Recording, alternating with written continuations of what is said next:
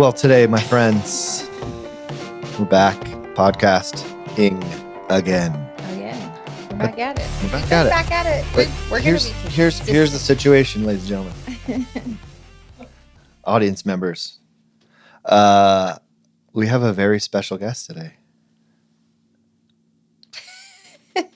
You might notice there's just two of us. There is only two of us today. And that means that one of us is the guest. It's a choose your own adventure situation. Who you want to choose? Matt or Brindy?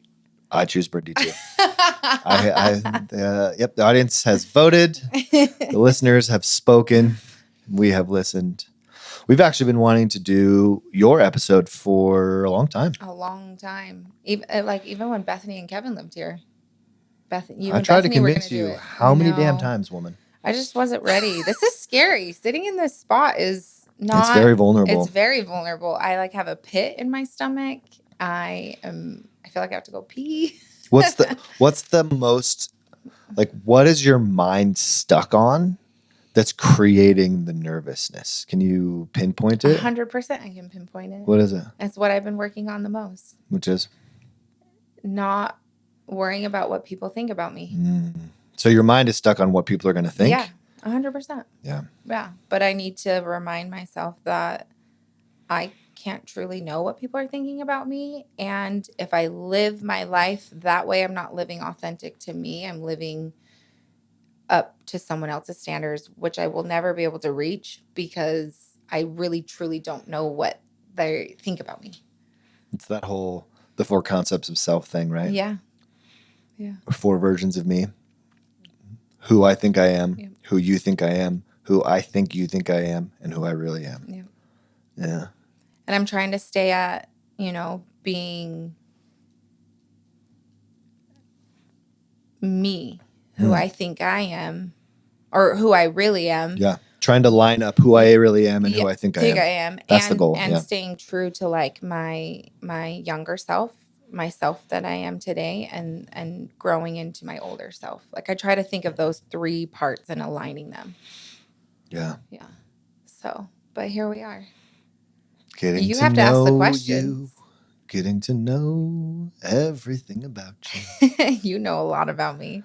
I do. That's why I'm excited for people to get to hear this, because this will now live forever. No, stop saying that.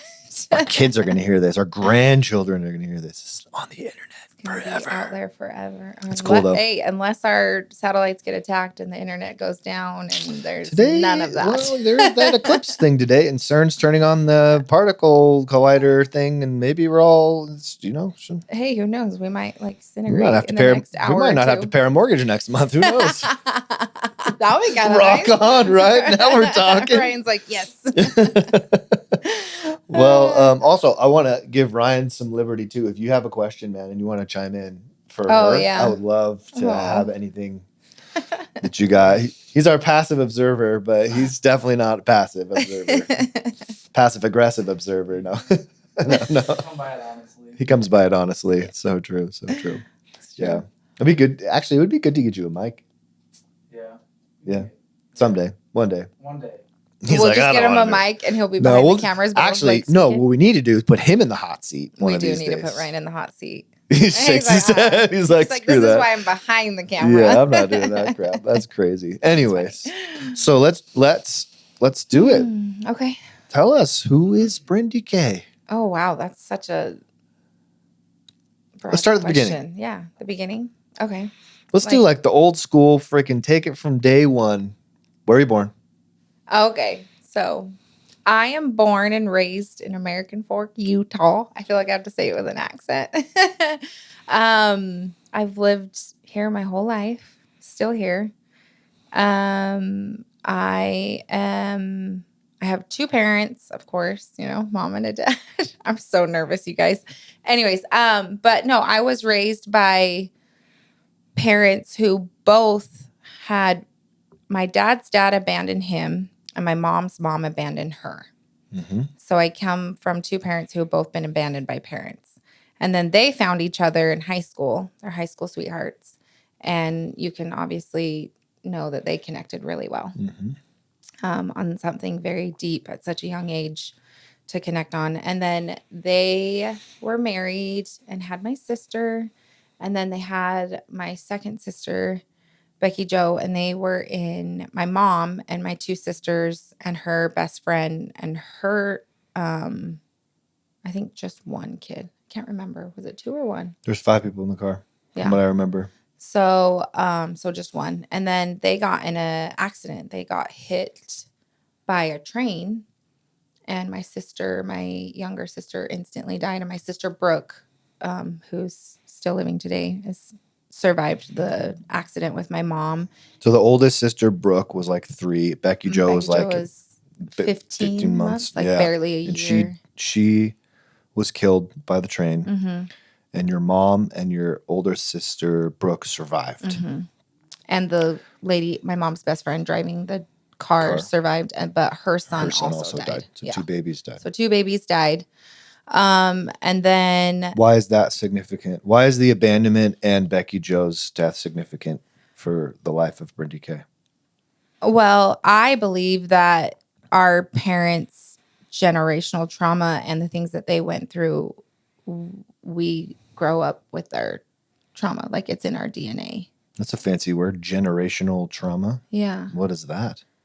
You know, the things that like our parents went through and their parents went through and their grandparents went through, like the things that they experienced throughout their life made them for who they are today, but they also raised my parents who raised me. Mm-hmm. So I feel like we take on, you know, things that our parents did with us and we take that on and we raise our kids with that. I feel like, you know, we tweak a few things along the way and change things. Hopefully. Like, you know, generational breaking that chain and stuff like that. And hopefully not everything bleeds on to the next generation and stuff like that. So, but that chain of generational trauma, right, that is passed down from us generation to generation, right, can mean a lot. It can mean very little. Mm-hmm. But our exploration and understanding of that gives us a really profound sense of who we are, because who I am is not just my 40 years of experience, my 36 years of experience in your case, right? It's lifetimes of past human beings that has been not just put into my DNA, right? But also put into the behaviors of those people that's been passed down, right? So that's why, like, you can see addiction kind of is hereditary, sort of, kind of, right? You can see mental health issues are hereditary, sort of, kind of. And that has to do with 2 things. One is behavioral stuff, but 2, there's a DNA component to that. Yeah. And I just think it's such a big deal, like knowing that like both of my parents had parents that abandoned them, because I think for sure 100% changed the way that my parents parented me. Like I got both of my parents. My parents worked really hard on their marriage to, like, you know, be present, to be there, to be married and stay married and raise their kids together, since they both had that abandonment and they know what it felt like to not have that parent there. And I don't think they wanted us to fill that void that they had. And I can see how you do that for our kids. Yes. How that's passed down from your mom and dad to you and into our children. Mm-hmm. You know, just before we started this podcast. I know. She's literally, was that? You're done. I know. She's amazing. You're an amazing mother. No, I forgot their glasses. But so today's the solar eclipse, and we're supposed to pack the kids' solar eclipse glasses into their backpack. And she's like scrambling and texting friends and moms and our oldest son to like give them their glasses. Can you leave school and go get the glasses? And that's you don't want our children to feel what? That I didn't show up for them. Why? Why is that Brindy's thing? Because that is a huge thing for you, right? Huge. I cry a lot. But I have learned how to talk through it now, so that's good.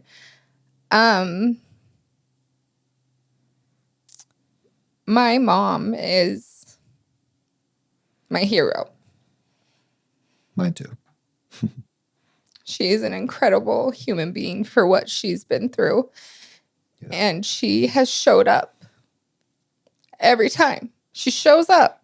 Yeah. And sometimes that's just all it is just showing up. And my mom's really good at showing up. And I know what that feels like. And it feels really good to have mom show up. To have mom show up for you, you know, to have someone in your corner. And so because a lot of your life was spent without your mother. Yeah. Because mom and dad both had to work because they had parents who abandoned them. Yep.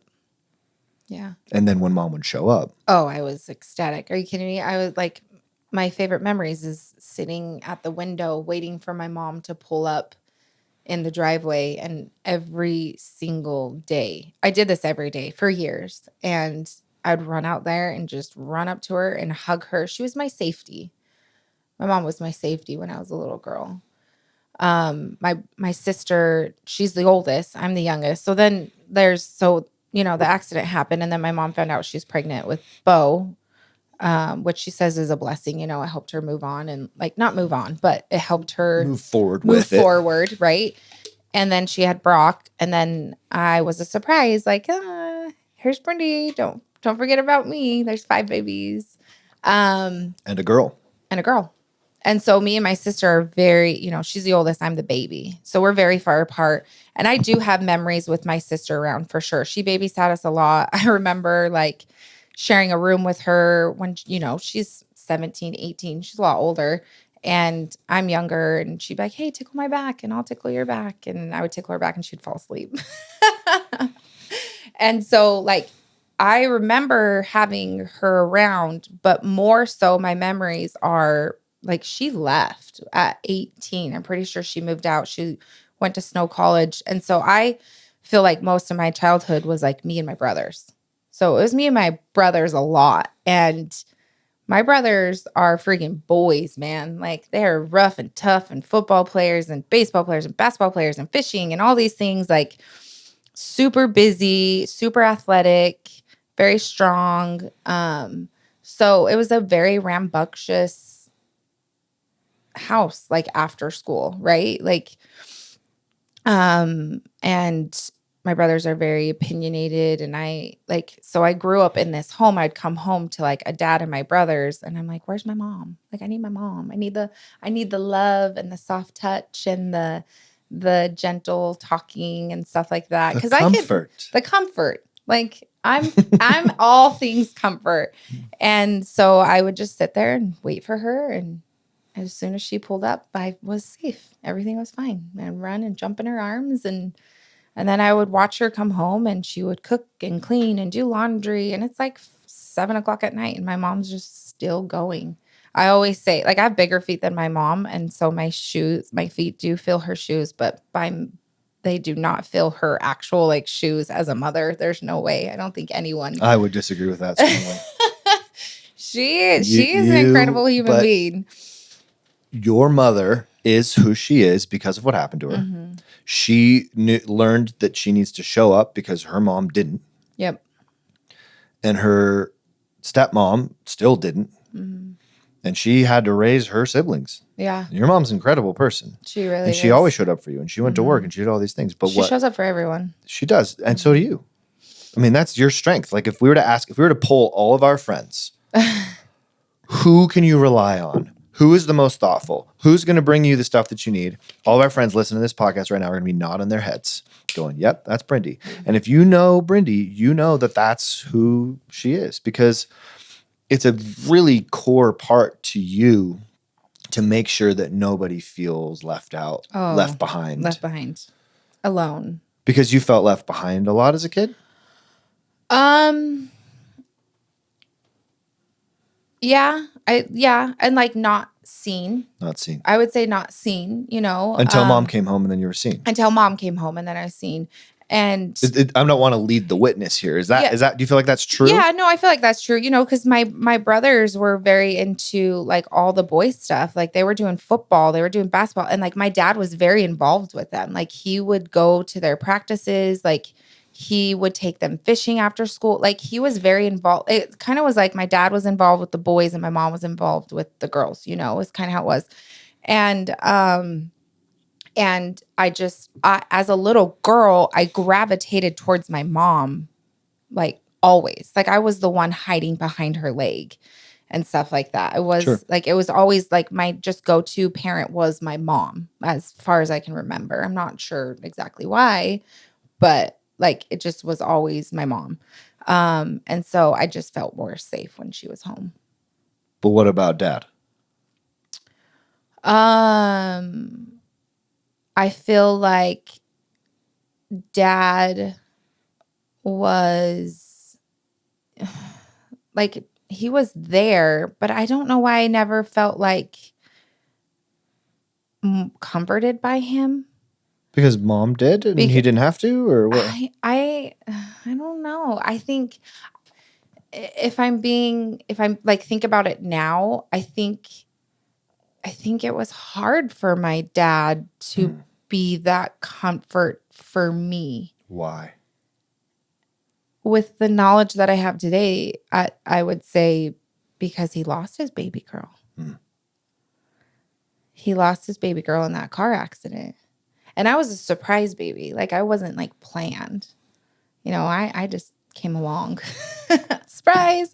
And so I think it was harder for me and my dad to connect at such a younger age because of that. And even for me, it was, I remember, and I have to give my dad a lot of credit because Definitely. Jeff's amazing. Because I feel like I get a lot of my empathy from him. Like my mom, like I grew up with it. I saw it. Like I saw her in action. But I think my emotional side that I have, that I like, you know, I was always called the crybaby. And I always thought that was such a negative thing.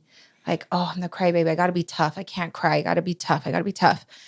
And then, like, you know, I did my own work and stuff like that. And now I'm grateful that I'm a crybaby. I actually think it's a superpower. Like, there are people out there who are like, how do you cry? It's so hard to cry. I'm like, crying for me is so easy. And I didn't realize that is a tough thing for some people. Can I chime in? Yeah. A word that gets thrown around a lot is sensitive. Yeah. Would you describe yourself as sensitive? I was told I was sensitive. Is that kind of like what you mean by crybaby or whatever? Because crybaby just kind of has like this negative connotation to it. Like, well, I would cry all the time. Sure, but isn't that because I'm sensitive? Because I was sensitive. Because I feel a lot. I feel so much. But and as a little kiddo, that's really hard to deal with. Because you have no idea. Well, and as people begin to do their own work and look back at their own childhoods, which is kind of, I love that we're having this conversation because hopefully listeners can kind of reflect back on like, how did I grow up? What was it really like for me? And a lot of times the therapeutic process, as you get into like the work of therapy, excuse me, that's what it is like delving back into, and you can tell you've done a lot of work and being able to not analyze, but understand the past in relation to the present and understanding that like, oh, I was a crybaby, but really I'm just sensitive. And what sensitivity really means is aware. Yeah. Very aware of all the things that are going on. And so now we get these terms that we throw out called like ADHD. Yeah. Right? Yeah. Which really is just this superpower that we develop in childhood for self-preservation, where we become sensitive to the world around us, hyper aware, right? Yeah. And now I have to deal with all these sensations, all these senses that are making me sensitive to the world around me. And when I get overloaded and overstimulated, I might cry. Yep. Or I might freak out and get angry. That's what I did. Yeah. Or I might isolate and shut down. Or I might overachieve and be perfectionistic.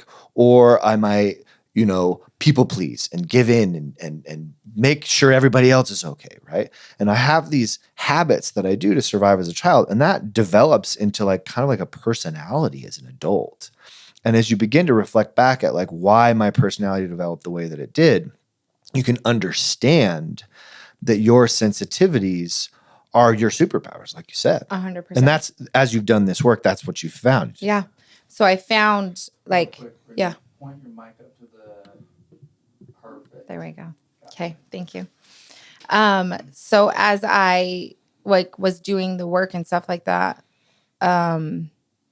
where I found that I got my gift of empathy from is not my mom. It was my dad. And I went back to like a childhood memory while I was working with my therapist. And I remember this memory very vividly. Even like my whole life, I've always remembered this memory, but doing, seeing it in a different perspective, working with a therapist, I was able to realize that I got my gift of empathy from my dad. And at a very young age, I can't even remember, like it's got to be like 5 or 6, but I remember my dad worked graves and my mom had to leave for work in the morning. And I think this is when I was in between like preschool or something where you're not in school all day, or kindergarten. And my dad came home from work and me and my neighbor friend was there because we went to school together. And my dad would watch us before we had to go to school, but he just came home from work. So he's super tired and I really wanted him to play with me. And I remember just looking at him and just telling that he was tired and exhausted. And, and I saw this father who has lost his baby girl. And that's something that you're always going to have a hole in your heart with. Like, I think becoming friends with Bethany and Kevin really helped me see what parents go through when they lose a child. And I didn't really know what my parents went through until I had that experience with Bethany and Kevin when they had to bury their child. And it gave me this sense of like empathy for my dad. Like I wanted to take care of him. And instead of him playing with me, I wanted to take care of him and like put a blanket on him and just like, okay, Dad, like, and that was so young. That was such a young age. And I was able to see it in a different perspective and be like, oh my gosh, my dad was the one that I experienced empathy with for the first time. Wow. Yeah. That's a really cool way to reframe that. Because there's two sides to that coin, right? Mm-hmm. The other side to that coin is like, well, I needed my dad to show up in this way. For a longest time. He wasn't able to. Mm-mm. I mean, sure, he could have, but he was exhausted. He was tired. I mean, and that's the limitations of humanness, right? Yeah. Like our shortcomings as human beings definitely affect our children, but that's not necessarily a bad thing. Bad. Yeah, no. That just is. And then we get to decide what to do with that. Yep. And that's why I love the Sadhguru thing where he talks about trauma. And trauma is this opportunity to become wise or wounded. You get to choose. You could remain wounded and you know how that's going to go, or you can become wise from these dark, scary moments of abandonment where there's nobody there and you are alone. And dad, if you want dad to play with you, but dad is slammed or busy or working or whatever. So what do? You tap into your strength and you become a caregiver. Yep. And that's definitely who you are, Yeah. And I would say that like I am a person that like I love taking care of people. I love that I have the gift of empathy and that I can feel other people's energies and stuff like that. So as you move into middle school or whatever, junior high, whatever you guys freaking call it here in Utah. Yeah. Junior high, right? Yeah. Things begin to change and shift. You're no longer a little kiddo. And this is a transition phase for people that is so tough to get through. So as you move into that phase, what begins to change? I'm obviously leading because I know stories. Yeah. I turn into a young woman and I start falling in love with boys. And I live at this point where I think my sister is out of the house by this time. And I am, doing the junior high thing. Junior high wasn't hard for me. Because you were gorgeous. I know. And I hate that you say that. That's true. But now having like my kids in junior high and having boys and seeing the other side of like junior high for boys, I feel so bad for them. I'm sorry, guys. You guys went through a lot. Yeah. And like girls who, develop quicker and mature quicker and stuff like that. So, so you got a lot of... I got a lot of attention. I did. Yeah. I got a lot of attention from wanted boys. And unwanted? Of course. Wanted and unwanted. And I loved the attention, but I also was like, very shy and scared because I didn't feel super comfortable in my skin. But I knew that I was very gifted with like I mean, I developed very big boobs. Like my nickname was Boobs. Like people called me Boobs in junior high and high school. Like that was a name for me. I hated that kind of attention. I didn't like that kind of attention. And so like I didn't like that attention so much that I got a breast reduction in high school. Right.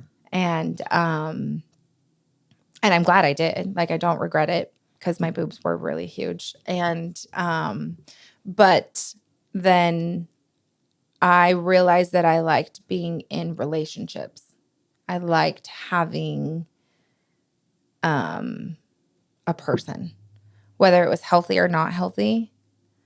Like a boyfriend person? Yeah, I liked having a boyfriend. So I felt like once I hit like high school, like 9th grade, I felt like I always had a boyfriend. And then I got a boyfriend in like, I think it was 10th summer year, and then had that same boyfriend all throughout high school. And it was not a healthy relationship.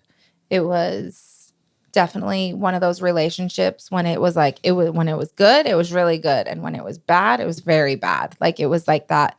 It was the coin, right? It was like the flip side. It was like not sustainable, but I felt like, you know, my parents had high school sweetheart. I wanted a high school sweetheart. Like I want to do what they did, and we'll just have to push through this. Like it's totally fine. Was that like, I put myself in those shoes and I go, wow, it feels like a lot of pressure to find this, to even have this idea that I'm picking this forever thing as a young kid. That wasn't even something that entered my brain as a child. Yeah. You know, but that's your paradigm. That's the way you see things. So there's this intense, you know, like focus on finding what in a partner?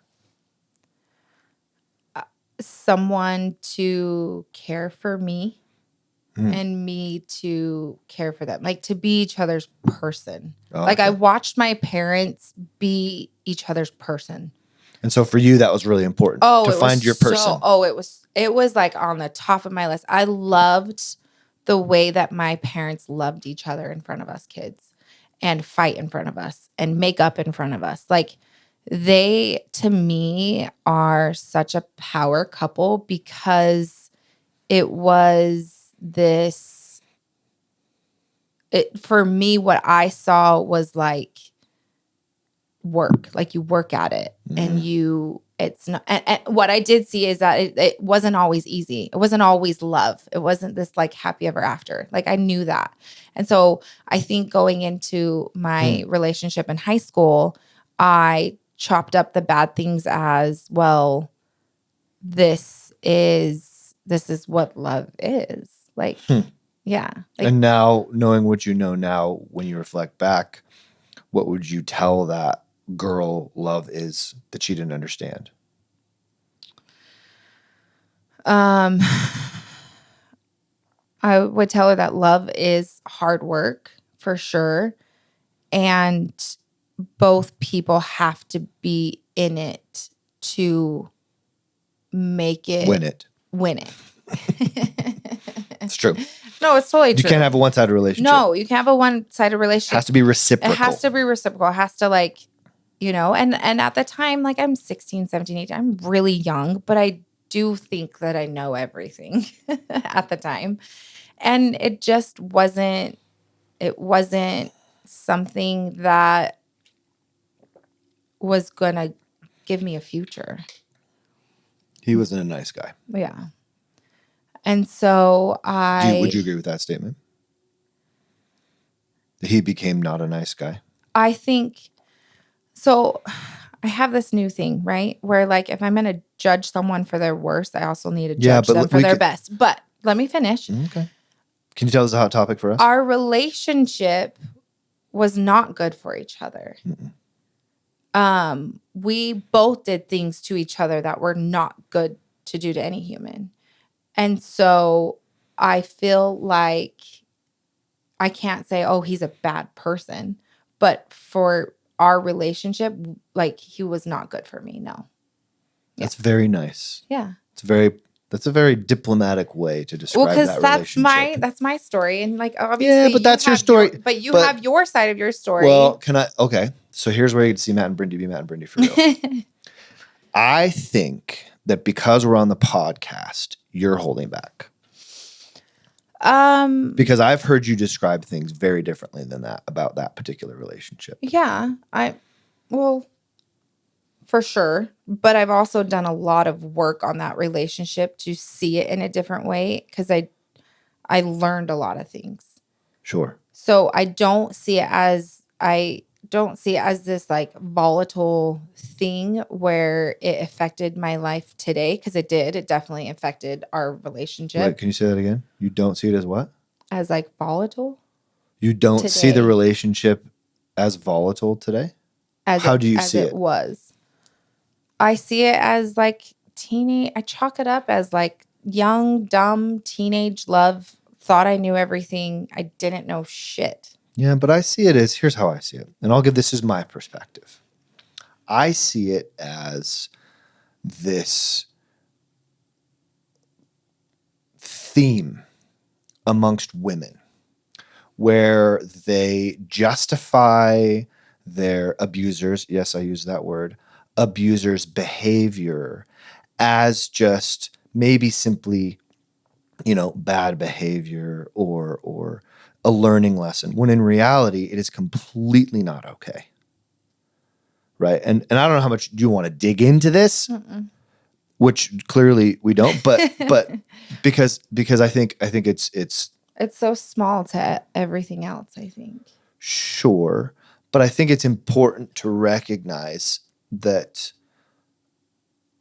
human beings have a few developmental periods that are extremely important. Mm-hmm. Yeah.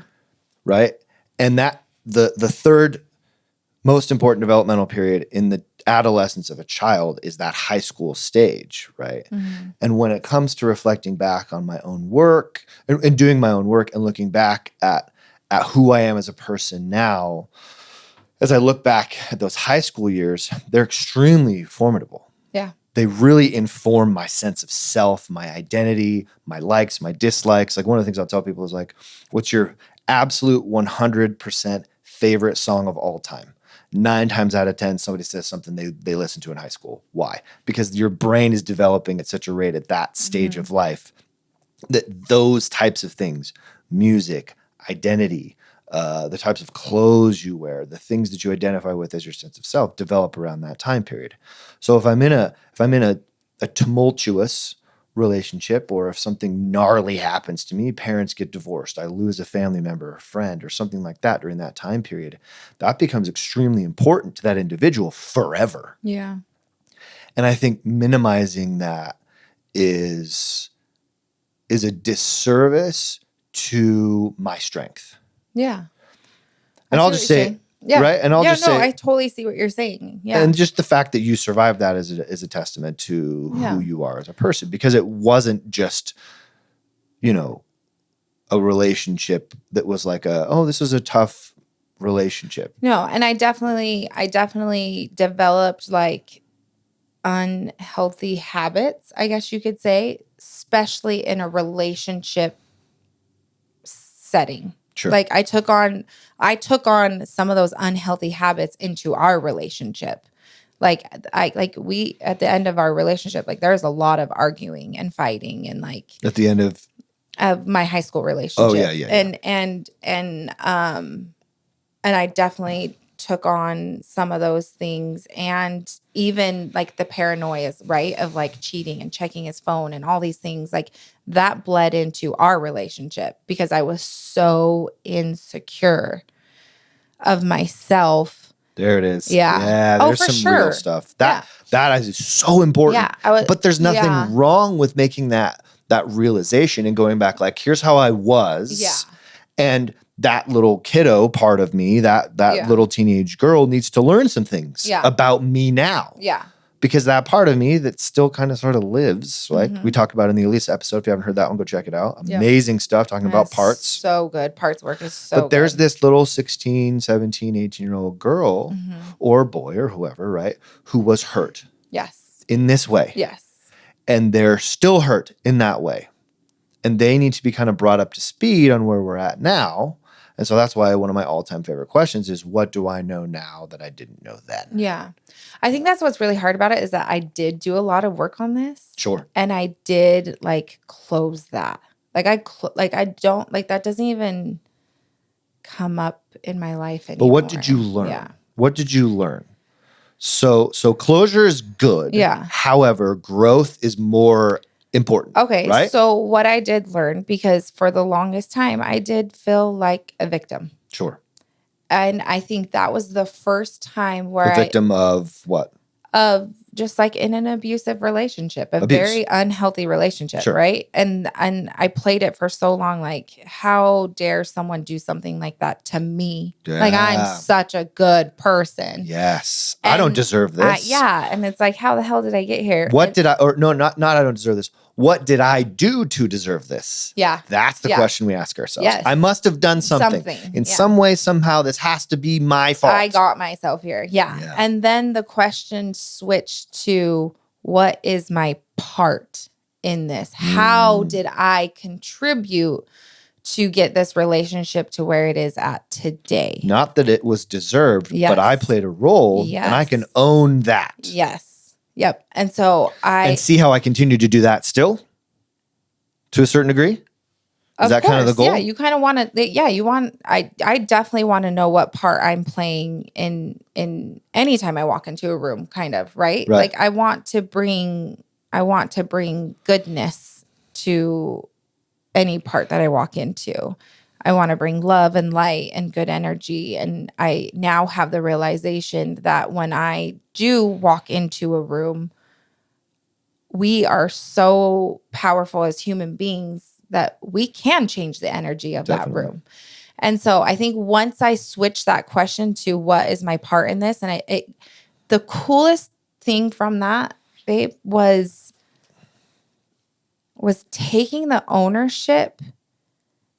And it was almost like taking back control of me. And instead of playing this victim of like, oh, well, this happened to me. And oh, this is why I do things this way. It gave me back like, oh, I can change that. Yeah, I want to Yes. change this. Yes. I don't like this part of me. I don't Yes. like that I contributed that way.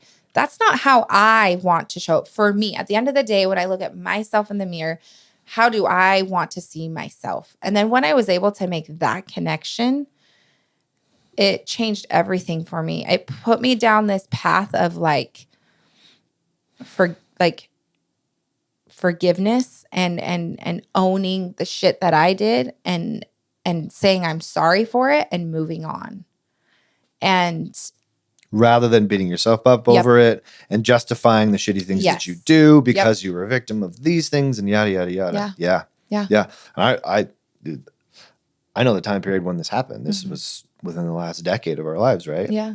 That you really began to do this work. And it was so cool to watch you like blossom and like own your power. Yeah. Because the way I always saw you, especially from the very beginning, was like, man, she's kind of like apologetic for her existence sometimes. Like walking into a room, like shrunken, like not wanting to cause any problems and just trying to be the most helpful person and just People as long as I can make everybody else happy, I'll feel and then eventually that is so empty. Oh yeah. Yeah. Because there is no reciprocity there. I was always filling other people's cups, everybody's cup, but I wasn't filling mine. And then you'd come to me and say, I'm empty. And I would say, okay. I'd be like, touch me, hold me, love me. And I'd tell be me like, I'm freaking exhausted. I just worked freaking, okay, sure. And at the end of the day, what it came down to between you and me was you kept filling everybody else's buckets and worrying about the kids and all these other people. And then all of a sudden there's this resentment starting to build up from me. We're just like, dude, she doesn't give a shit about me.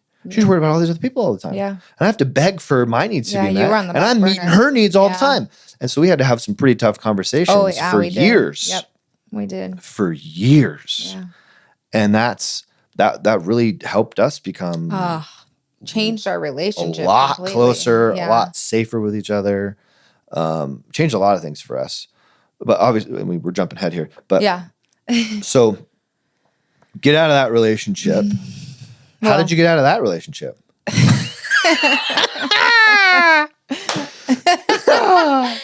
So, literally literally.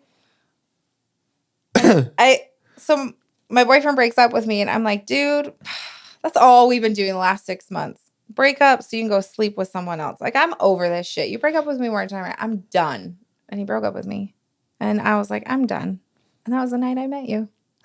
Bada bing, I got baby. set up on a blind date with this cutie over here from my cousin who I grew up with, Stephanie. And I think the rest was history from then, right? We like met each other and it was like fireworks just went off like instantly. Yeah, we had a lot of passion. We had a lot of passion. A lot of energy. A lot of in the beginning. Attraction A lot of attraction towards each other. Yeah. I don't think either of us were comfortable with not doing all or nothing.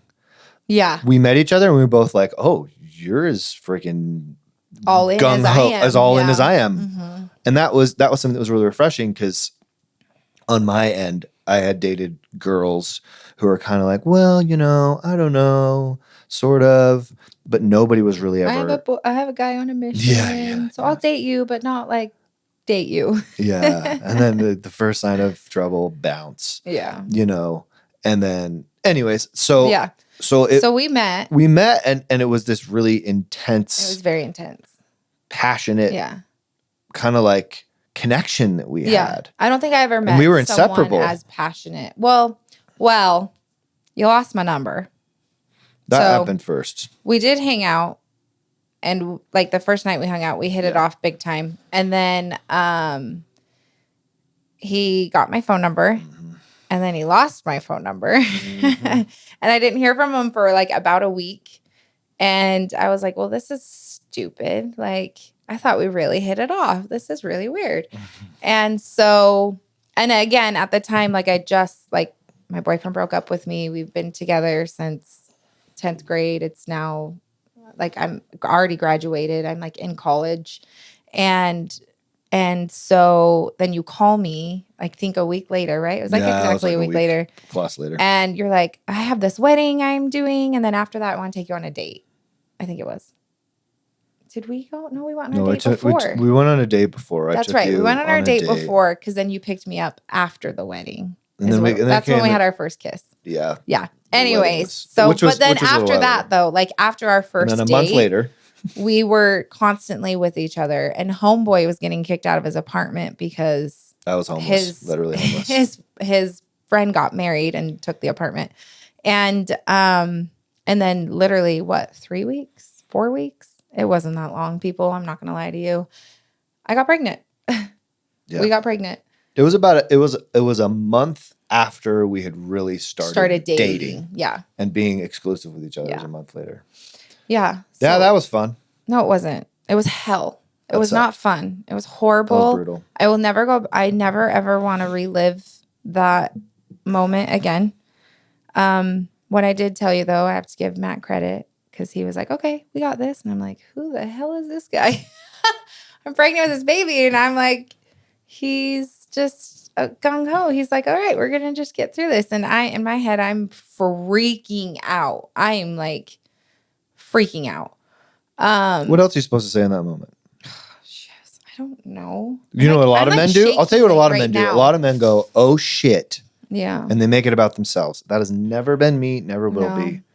Never will. And that's not true. Never is the wrong word.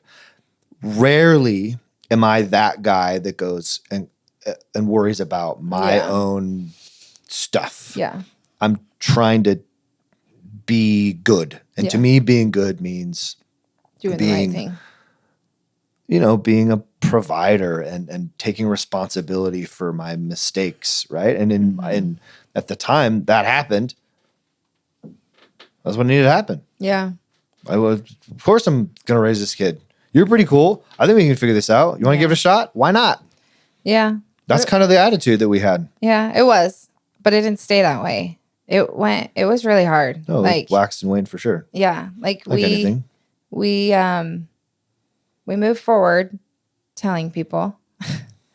We told my mom, who told my dad, because I couldn't tell him face to face.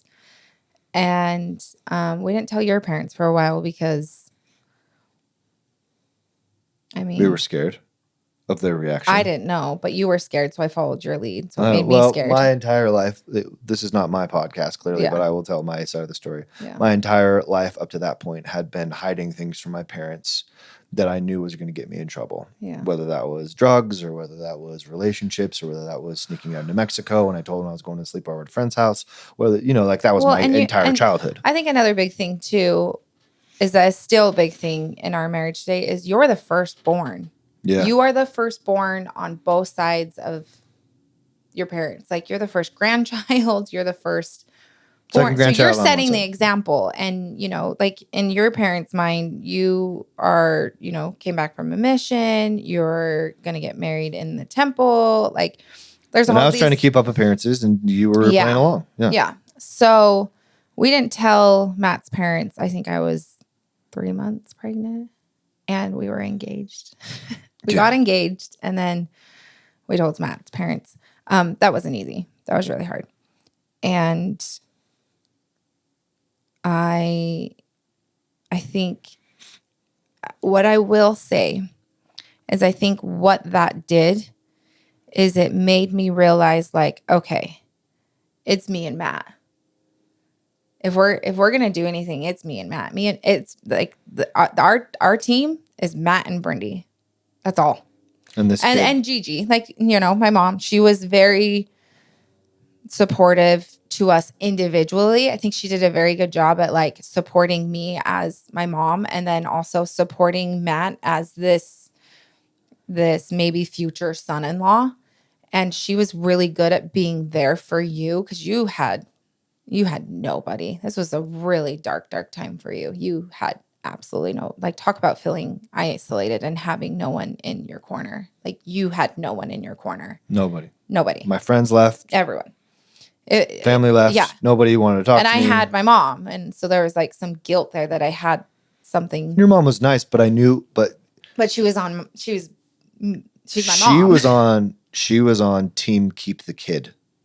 Yes. Yeah, that's true. She was on team baby. Yeah, she was like, no matter what, we're going to take care of this baby. Well, and in her mind, mom and dad need to stay together. Mm-hmm. Going back to generational trauma. Because if mom and dad split up, that's going to hurt the baby. So let's keep these two together and let's make the baby.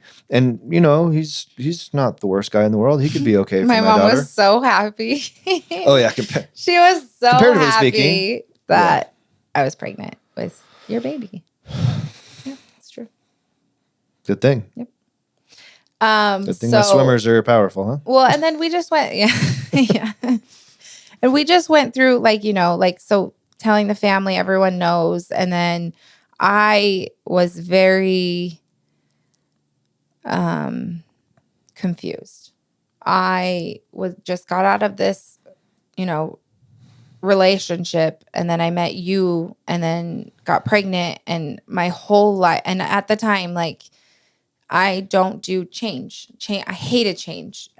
Everything in my life at that point was all comfort. I want comfort. I want certainty. I want it. I want to walk in and I know what I'm going to get. And I didn't know that with you. And so we called off the engagement at one point, and you got sent an article from your grandparents, and we had really hard conversations about putting the baby up for adoption because these babies are supposed to have a mom and a dad. And we got church articles sent to us. General authorities saying that if the mom and the dad don't stay together, the baby should be placed in a home where there are a mother and a father. An LDS home. Yeah, of course. Yeah. Clearly. There's no such thing as another home. Go through family services. No, those are the only homes you can put babies through adoption, through LDS because family services. If you have the church on your side, everything will be fine. Yeah. That's not at all the source of our problems at this point in time. And that was really hard for me. Although I grew up LDS, I didn't grow up LDS to where we have all the answers. Sure. We also got to go off of my mom was very big into what is your gut telling you? Very big. My mom taught me about my intuition from a very, very young age.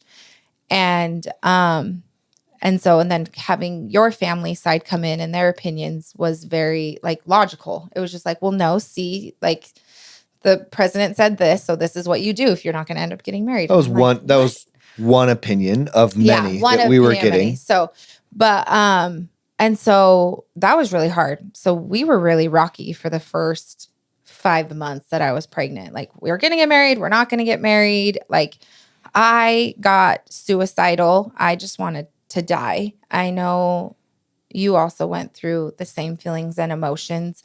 And I just remember like I didn't have the guts to kill myself, but I wanted someone to kill me.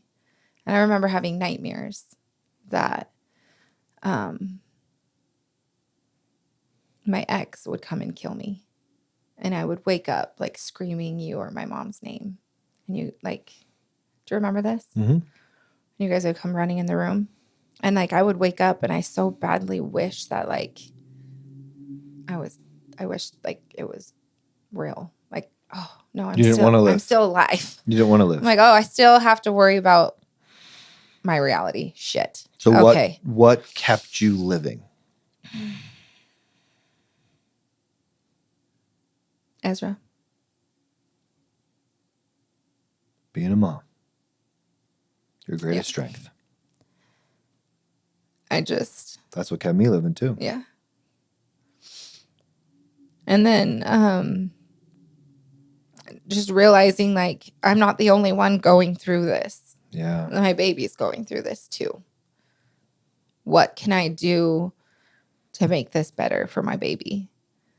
And luckily, you know, I didn't realize it till now, but me and you have literally had hard conversations from day one. And we started having some really hard conversations. And I think one day, like we were down in my room, right? And we were just talking. And I think we were like, let's just go for it. Let's just get married. Let's just go for it. Yeah. I remember that conversation. Because in the end, the tale of Brindy, subscript Matt, has always, and will always be love. Yeah. We fell in love really hard. It got really messy, but we still stayed in love. Mm-hmm. We chose love for our child. We choose love every day. And what do we try to do with this freaking podcast? To share some love with people. I mean, it comes up every episode. Yeah. Because it's what we are fueled by, if we so choose. Because there was a lot of moments where we were not fueled by love. We were fueled by fear, terrified, made crazy decisions because of that. Yeah, we did. But that moment in your parents' basement, amidst a lot of intensity, and other people's opinions, we cast all of those aside and we looked at each other, and I think something deep in me recognized something deep in you, and we went for it. Chose to take this massive, huge, gigantic leap of faith. Yeah. I think. And to our credit, most people didn't think we could do it. No, most people did not. We did not have a lot of people in our corner. No. We didn't. And I think we both had a lot, like you said, we both had a lot of love and passion. And I think we banked it on that. I think we're like, if we can focus on the passion that we Will you speak for yourself? Yeah. So I know why I stuck. Why did you do it? Because we can speak about the we, sure. I'll go first. What do you think? Is that okay? No. Or you got it? I got it. To be super frankly honest, in the very, very beginning, one, I knew that there was something there because I fell for you so hard. And it was the right thing to do. That's what you're supposed to do. Yeah. That's what you're supposed to do. And so you have sex, you have a baby, like you get pregnant, like, and you're supposed to get married and have that baby. Like, that's just like what it was. Like, that was the rule, right? Yeah. Like, so I was like, well, I guess we'll just get married because we're supposed to. I knew there was some love there and some passion there because we fell for each other really hard, or I wouldn't have slept with you. I'm not like this huge slut. I've been with 2 people my whole life. But I And there's nothing wrong with that too. Women can sleep around. Yeah, we're not slut shaming No, here. you can totally do you, but I'm just for my purpose. Or other people, whoever you want to do. The point is, that it was the right thing to do. And that there was for- some love there. There was love there, but I was going to say same thing, duty. Yeah, duty. Yeah, yours is duty. You got I had this duty. I had this duty. I had this responsibility. And to do my duty, to be responsible, this is the decision that you're supposed to make. Yep. Now, fast forward to now, knowing what I know now, that's all bullshit. I'm glad I made that decision because of that, but I don't make my decisions because of those things anymore. No. Not out of a sense of duty or not out of a sense of some sort of obligation to a prescribed set of rules that somebody else has imposed. Yeah. I think what life experience has taught me is that you get to decide what your moral framework looks like based on what you're trying to create. Yeah. And I think what we have, I'll speak for myself, what I have tried to do in our relationship is bring a very powerful, very deliberate, very focused, creative energy around love in our home and for the people around us. And I feel that you have matched that in a big way. 100%. I think for me, what I was able to figure out was I was born with everything that I need to get through life, and I need to trust me. I need to trust this intuition, this gut feeling that I have, because if I really do take the time to sit there and listen to it, it is leading me. It's me leading me in the right way. It's what I know that my body, my soul, my heart, everything is lined up, and it gave me a sense of I get to choose how I want to love you moving forward. I don't need to be told Autonomy. how to love you. Yeah. Yeah. That's a good segue into later life, big stuff. It is. Because we get married, we have the kid. I'm going to say this real quick. Go ahead. We have the kid and everything's fine. The day we got married, it was like, oh, okay. Like, this is going the way we want it to go for other people. And then we had the baby, and it was like, none of that stuff ever happened. That was really hard for me. Yeah. It was never acknowledged. Not between us. No. Not we're talking between about, us, but we're talking about family members and friends. Like, yeah. It was just like, oh, the baby's here. Everything's fine. Like, and that. What was that like for you? Not easy, apparently. It was, and it still makes me super emotional. Sure. Because there's a part of me that's still very hurt by that. By the things that were said, and like the fact that it was just like all brushed under the rug of what people did and said. And now that the baby's here, everything's fine and life is normal. And that was really hard for me because I had still so many emotions going on. And it was just like, oh, okay, so I'm just supposed to like let these go. Turn it off. Like turn it off, move forward. Like, okay, like, okay, really I guess weird. I guess everything's fine. Like, we're good now. Like, we did the right thing. Like, we're married and we have a baby now. So everything's okay. Like, I remember like always looking at you for like reassurance of like, okay, we're liked now. Like, we're good. Like, we're okay. You're talking about my family. Yeah. Yeah. Yeah. I don't think we don't need to mince words. Yeah. Yeah, it was really hard. It's hard. Well, because being accepted by your in-laws is a tough thing, right? Especially when you come in and especially when you in come a certain in the way we came in. And I let you take the reins on that. And, I followed your lead on how you wanted to do it because it's your parents and you have to tell them the way you want to tell them. But the truth of the matter is that I didn't trust them. No, you didn't. I didn't trust them and I got for that. years. And I think that I didn't trust them until we left the church.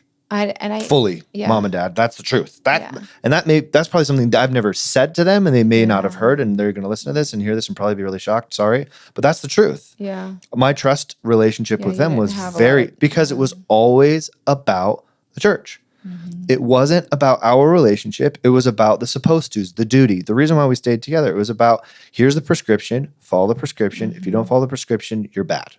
And that was really hard for me because I didn't come from was that not type of your upbringing. environment. Like No. my upbringing was like lead with love. You know, like talk about what would Jesus do? That's seriously how my mom lives her life. Sure. So, but and so it just was different for me. And so like being I'm going to speak for myself, feeling shamed by our actions of what we did and then all of a sudden like that's gone. Just like in an instant, all of those feelings are like, we're good. You're married and here's a baby here now.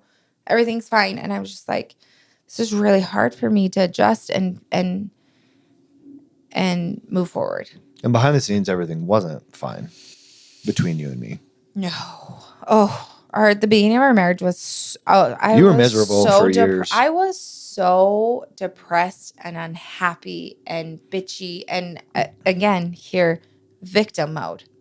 I played the victim for like the first 5, 6, 7 years in our marriage. 5-ish. It doesn't really matter. It doesn't really matter. Timeline. But I did play the victim, and it was you were young though, and it was your You were in your fault. early 20s. Like I got you pregnant. You're 19 years old when you got pregnant. I was 19. Matt was. You had the baby at 20. 24. I was 24. Were you 24? Yeah. 20. I was 23 when you, and then 24. And then 20. Yeah. Because I turned 20, and then you turned 24, and we had Ezra. I turned 24 a few days after the baby was born. Yeah. Yeah. After Ezra was born. But yeah, and then so that was really rough, and then move forward, like we figured things out in our marriage slowly. Well, those first 5 years were rough because we didn't know how to communicate. Yeah. 1, 2, I was working my butt off and going to And school. Like, I mean, like, shoot, story of our lives. Me working a lot and going to school, still doing It's it. still our Freaking life. Masochist over here. But I think we've found a good rhythm and we spend a lot of time together. We really like each other's company now a lot. Like, I'd rather be with you than not with you, which is pretty freaking cool. But that took a lot of patience. A lot of what else? Conversations. What else? So many conversations. Honestly, I think you doing your work and me doing my work. Individual. I think giving each other space was that was not big. something that you wanted in the beginning. No, I didn't. You didn't want any space for either of us, yet you didn't want to be around I didn't me. want to be around you. It was very tough. Poor Matt. You guys, I really did. I'm very grateful for you because I was a bitch. I was not easy. You're a mess for a minute. I was a big mess for a minute. And I think gratefully, your intelligence and your therapist today, you might not have known it then, but you knew it was just emotional intelligence, maybe. I don't know. What do you think? Like, why'd you stick around, honestly? Because I loved you and I saw your heart and you showed up more that way than you remember. I think one thing and now I'm going to be me for a second, right? Yeah. I think you color our past with a darker shade of gray than I do. I used to. I'm starting to change the story. I think you that's are correct. changing. No, it is changing. But yes, I did do that. Because of the things that you've said that like it was all this and all that. And that's okay. But as we've grown and come to realize like the truth is like it was good and bad. It was good, sure. It was rough for 5 years. Yeah. Yeah. So freaking what? My whole life's been rough, right? Like I freaking lost my best friend when I was 20 years old, right? Like I never was seen by my family. I just have freaking put my head down and gone to work. And that shows through in the way that I, try to teach is just like, life's fucking hard. Yeah. This is not, it's never easy. It's not easy for anyone. Life is so I'll hard. tell you 5 stories I heard last week about why life's hard. Your life is not easy. Yeah. Like the things you talk about, you glazed over a lot of shit that happened to you when you were a kid that was not okay. Right? Yeah. And you made it through that. I did. And people do. We make it through. We're a lot stronger than we think we are. But I don't see the value in continuing to focus on all this stuff that's happened to me. Instead, what we had tried to do is realize that stuff didn't happen to us. It happened for us. What is it doing for me? What am I getting out of this? And what am I going to make it do for me? Yeah.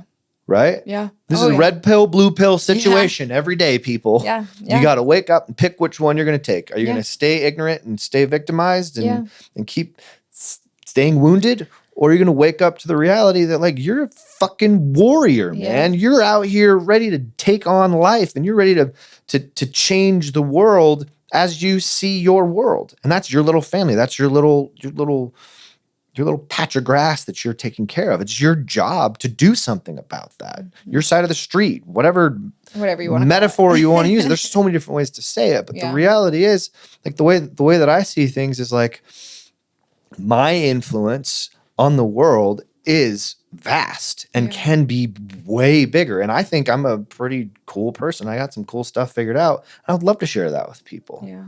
And I've learned all that stuff because of the hard stuff I've been through. So why be apologetic for what I've learned, or why live small, right? I think you figure that out within like time though. I don't know. Everyone's different, I guess. Like It definitely takes time. It definitely takes a realization. And I feel like you have to be open to it. Like there's some people who still don't, I don't know. Yeah. Just don't see life for what it really is. I think the whole like, and here's what, a little soapboxy, right? But this idea that like it takes time, sometimes that's a cop out.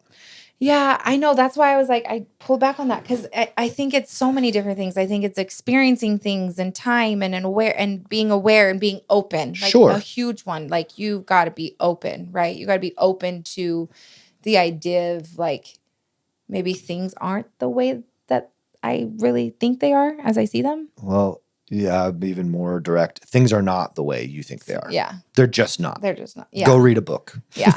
Or 2 or 3 or 4 or 5 and read Countering Opinions and go learn some stuff. That's why I'm a freaking nerd and I stay in school and I read all this stuff because like it's just like there's so much stuff. Yeah. There's so many things to learn. Look at all this stuff that's just out there. People are constantly, today, we're going to learn more than we learned yesterday. But today, right, we're going to learn so much stuff. We got this eclipse thing. We're going to do that collider thing. Who knows what's going to come out of this? We don't know a lot, right? Yeah. They're shooting rockets into the dark area of the freaking eclipse today to figure out if there's dark matter particles there. Like, what? We're doing that? That's our lives? Yeah, that's amazing, crazy. Right? Mm-hmm. Sure, I could stay in my little circle and only worry about what I've got going on and put my head down and go to work and come home and, watch my TV and numb out and do this. But dude, wake up, Yeah. That's the whole thing. And I think that as we've woken up to the reality that we know freaking nothing, it made me really hungry to want to learn more stuff and realize that like, you don't need to know a lot. Yeah. You just need to know one simple truth. Be loving. Yeah. Well, and that took me a while to figure that out because, later down the road, so many things happened. Like you lost your job. Like I quit working for a clothing company that I was working with one of my best friends from elementary school. Like so many things, right? Like all these up and downs throughout our whole life. But I think one of the biggest other like learning lessons for me was when we left the church. Yeah, that was huge. That was so huge because my whole life, I looked to you, our patriarch, who's supposed to guide our family. And I remember when we moved into our new home and I just was so frustrated with you because I was like, you are supposed to be leading our family into what we are supposed to believe why we live here on this earth. And I remember you looking at me and being like, Brindy, you get to believe in whatever you feel like you need to believe in. You get to decide how you want to move forward. You don't have to learn that from me. You get to learn that from you. What does that look like for you? And I was just like, huh? Wasn't even a concept that it was... Didn't even register. Didn't even register. That idea was not planted. No. Because your whole life you'd heard the other. Yes. Right? Yeah. Like I'm supposed to follow my husband, the patriarch in our home, and like, he's going to lead us to God. And at this time, I didn't know what I believed in because my world came crashing under me with what I thought I believed in my whole entire life. And then I realized I don't believe it anymore. And Why didn't you believe it anymore? I mean, honestly, Yeah, honestly. the f- the f- it's so funny because you grow up like being told like the Spirit will tell you, the Spirit will teach you, the Spirit will answer your questions, right? That's how we grew up. Yeah. Well, yes, that's how we grew up. We grew up hearing all the time that there's this thing called the Spirit. Yeah. And if you pray hard enough, it will confirm to you that what the church leaders have said is true. Yes. That's really the narrative. Yeah. And that you have to follow the church leaders and what they say, and deviating from that is apostasy. Yeah. And I obviously learned some things about the LDS church that they didn't come out and Don't pull punches. Be honest. There's a full story. There's no one out there that is going to be offended by this. Yeah. And that will be your fault. Well, yeah, just say no, what I know. you They don't tell you everything. And I learned they intentionally things, don't tell you everything. Like I learned things about Joseph Smith and the rock and the hat. Never for 1 second did I know about that. I did not know about that. I grew up with pictures of Joseph Smith with the golden plates, like in his hand. Then I find out that he never once had the golden plates ever, possessed in his. He never, in his possession. He wouldn't look at them while he would translate. Yeah, he wouldn't look at them while they looked in a hat. Just so many things. And even growing up, I remember feeling different because I was okay with people who were not LDS. I was okay with people who were lesbian or gay. I still loved them. And I was like, wait, am I not supposed to love them though? Because our church says that they're an abomination. And so it just never felt right. So when we did eventually leave the church, it felt so right. Everything felt so right. It felt like, yeah, man. It felt like I figured it out. I figured it out. We are supposed to come here on this earth and contribute the way that we think we're supposed to contribute. And I don't wake up every day being told what I should be doing, told to be kind, told to be loving.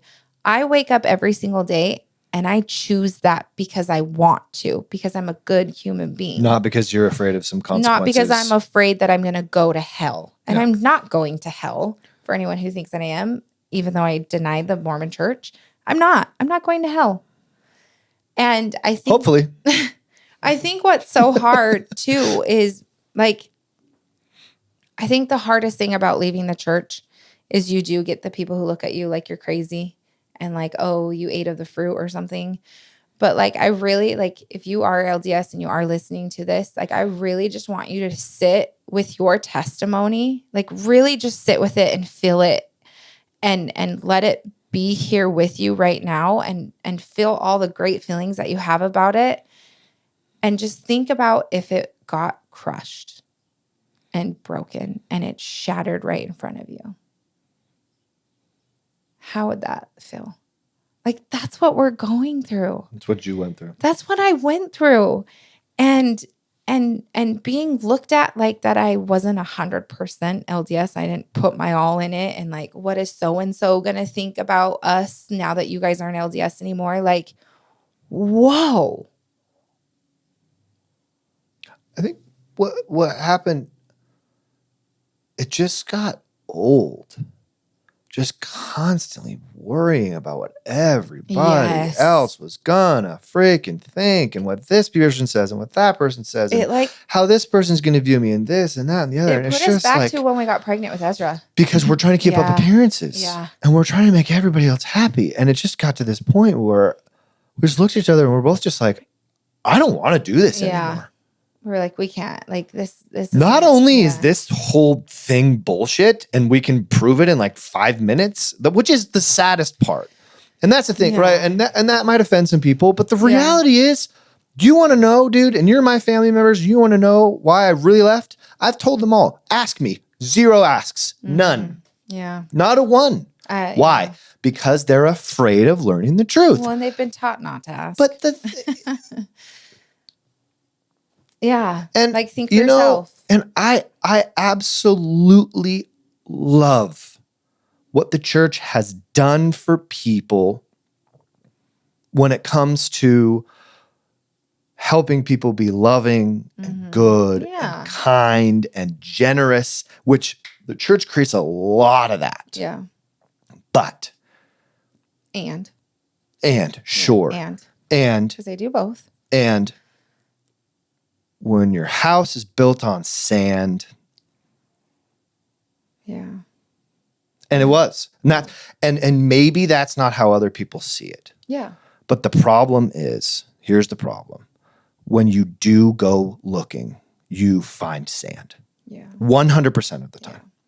And that is really challenging for people because now very, very smart, very, very well-to-do, very, very educated, solid people are now asking these hard questions and getting these very challenging, difficult answers and really having to go within themselves. Red pill, blue pill.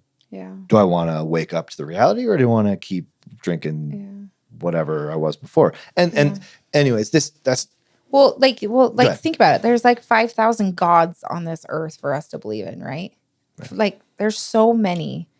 And you believe in just one God. I believe in one less than you. Like why do we get thrown so much shade? Like we're human beings. Aren't we supposed to be here on this earth to like love each other and be kind to each other? And I feel like you and I do. Like, so when you gave me the reins of like, Brindy, you got to figure out how you want to like, how do you want to show up in this world? I was really upset and I was lost for a minute. And then I dove in and I was like, what do I want to believe in? Well, what do I want to learn about? And I dove into my healing process. I dove into me. I dove into my heart and my soul.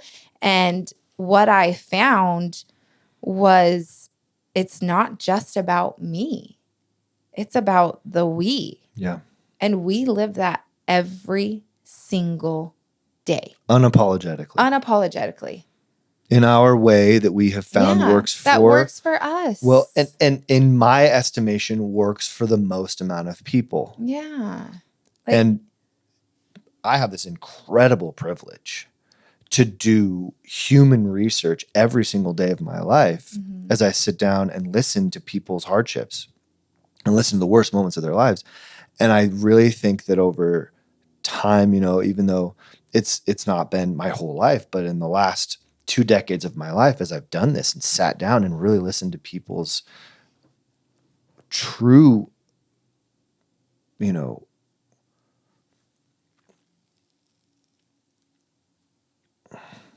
honesty, their authentic feelings, their real deep down ideas about who they are and about how this world works, the culmination of all of that has shown up time and time again into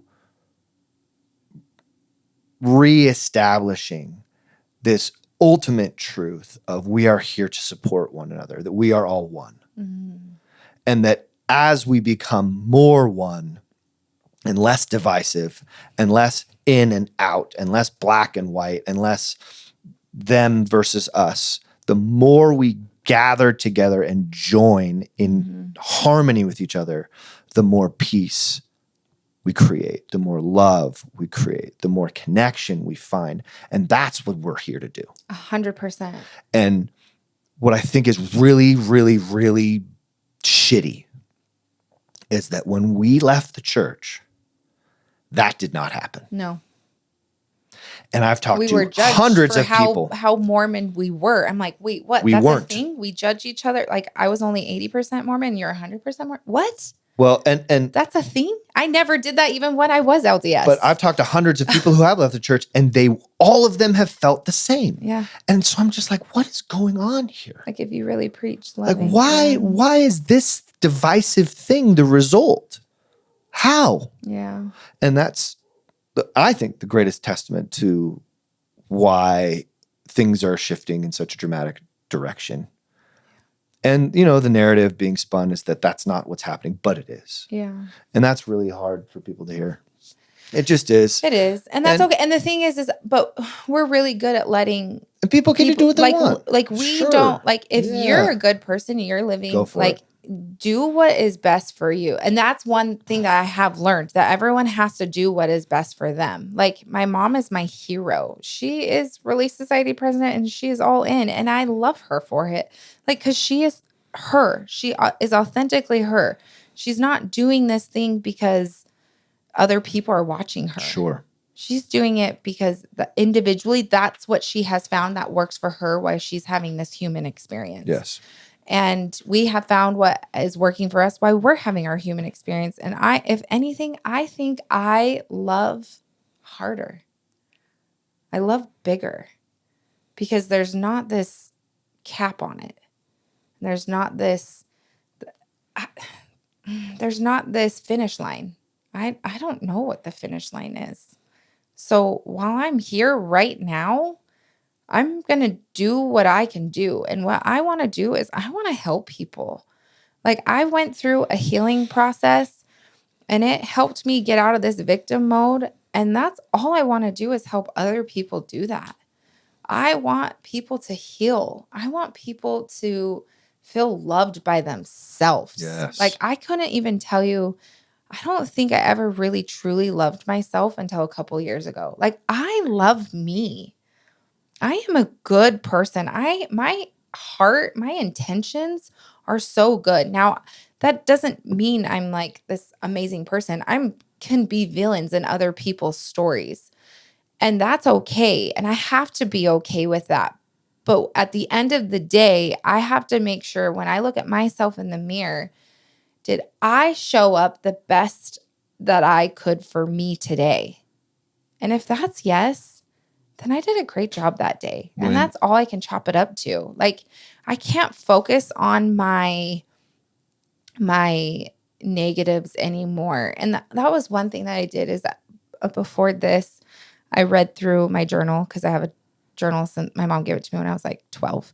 And I read through it. And one thing that I was super consistent with and May didn't focus on at the time, but now I focus on a lot is gratitude. Huge. Every day in my journal, I wrote down something that I was grateful for, even when I was a kid.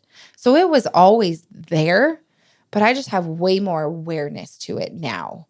And so I feel like I have more awareness to where I shift my focus and it's more on the positive and it's more on, I want to heal and I want to help others heal. And I want to have really deep connections with my circle. And my circle is my friends, your family, my siblings, your siblings. I love the relationships that I'm creating today because I love who I am and I'm authentically me now. And of course, like I'm human. I'm going to still do the people pleasing or like I'll catch myself, where I'm like, whoa. Okay. Take a step back. Like let's not. You don't have to do it perfectly. Yeah, you don't have to do it perfectly. You're allowed to be a bitch sometimes. It's fine. But I think what's awesome is that I have the awareness of like, whoa, like, oh, I did like even like as a mom, that's the biggest one. Like I see myself showing up as a mom sometimes and I'm like, I didn't like that version of me today. Yeah. I didn't like how I show. And so what I think is so awesome is like I have courage now to go to my kids and be like, hey, I am so sorry. I did not like how I showed up. And I'm going to try and do better next time. I'm really sorry. I love that. And then change that. Make that change. And I feel like I have more control over that today than I ever have in my life. And it's really, really cool to watch myself grow.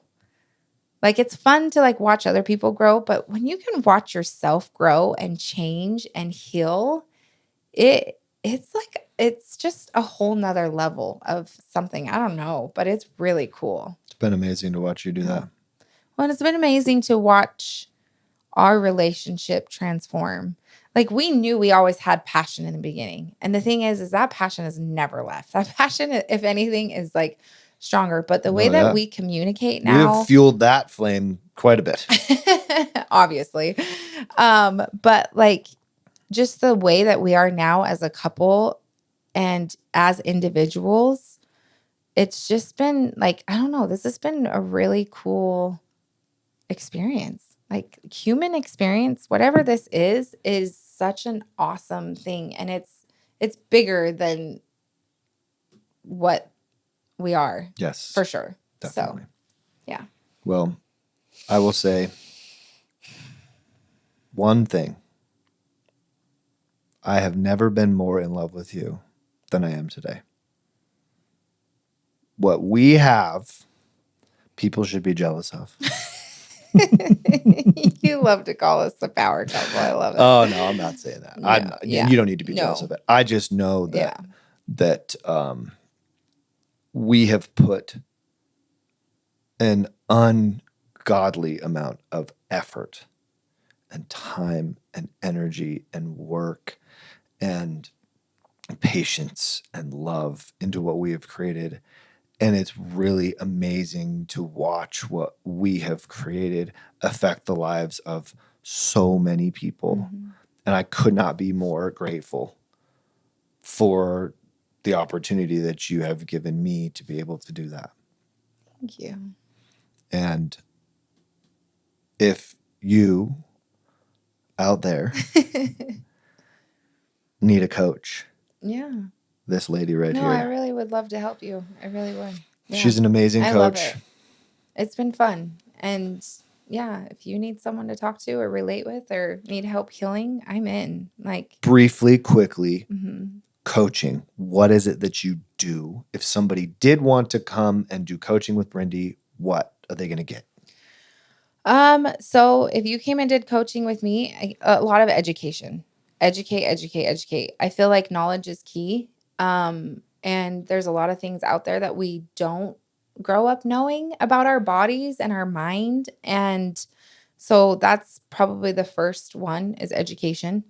And then a lot of connecting and healing. And I feel like learning how to become your authentic self and be unapologetic about it, because there is a way of healing and there is a way of showing up in this world, and cockiness is it's okay to like have confidence, but I think there's also a level of like confident and cocky, and we kind of learn the difference of that, because you can show up authentically you, but you don't need to be rude about it, and set healthy boundaries. I think that's one of the biggest things we talk about, setting up healthy boundaries, not only for ourselves, but also respecting other people's boundaries, because sometimes other people's boundaries can hurt ourselves. Yeah. So I think the other thing that coaching does really well that I've tried to incorporate in the way that I do therapy is I've taken classes on coaching and worked with you and understood what coaching is. Coaching does a great job of providing discipline. Yeah. And accountability. Yep. Which is a big kind of like role that the coach plays. Oh, yeah. We come up with routines in your life. Yeah. Yeah. Healthy ones that benefit you and stuff like that. Yep. Yeah. So if that's something you're interested in, please contact us. Yeah. We appreciate you guys. Yeah, thank you so much. And you, babe. Thank you, you. sweetie. I love you. I love you more. Thank you so much for creating a safe space for me to You did amazing. share. As I knew you would. Yeah. It's still really It's done. How does it feel? How's it I'm feel? so Your glad episode's it's over. done. You don't ever have to do this again. Let's move on. Who's next? Actually, the next episode will be cool too. Just a little teaser for our next episode.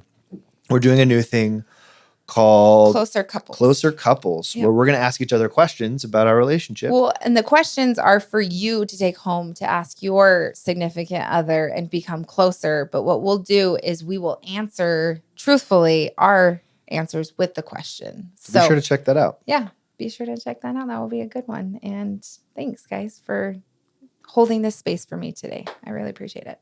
Thank you. Love you. Love you. Finding Strength podcast is sponsored by Avantacool. Avantacool. It's a fun word to say. It is a fun word to say. What is Avantacool, Matt? Avantacool sells cold plunges. Avantacool sells infrared saunas. Check out Avantacool at avantacool.com. If you use the code STRENGTH24, you will get a discount of 25% off any Avantacool products. How amazing is that? That's a good discount. It really is. Do you like our cold plunge? I love it.